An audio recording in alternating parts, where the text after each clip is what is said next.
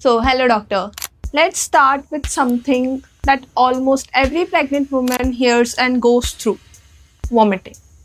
So, आज मैं आपसे जानना चाहती हूँ, is vomiting during pregnancy something every patient experience? Yes, dear friends, almost 70% of females during pregnancy they can have vomiting.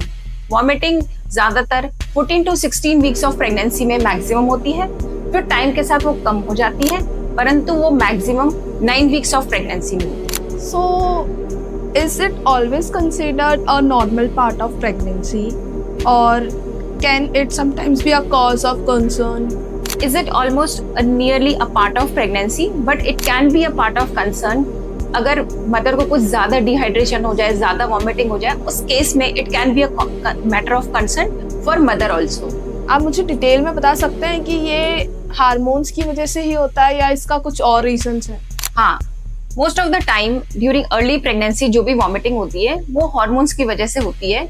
जो भी हार्मोन्स प्रेगनेंसी को सपोर्ट करते हैं उनकी वजह से वॉमिटिंग हो सकती है, जैसे HCG है, ईस्ट्रोजन है, प्रोजेस्टेरॉन है. इनके बढ़ने की वजह से प्रेगनेंसी में वॉमिटिंग होती है.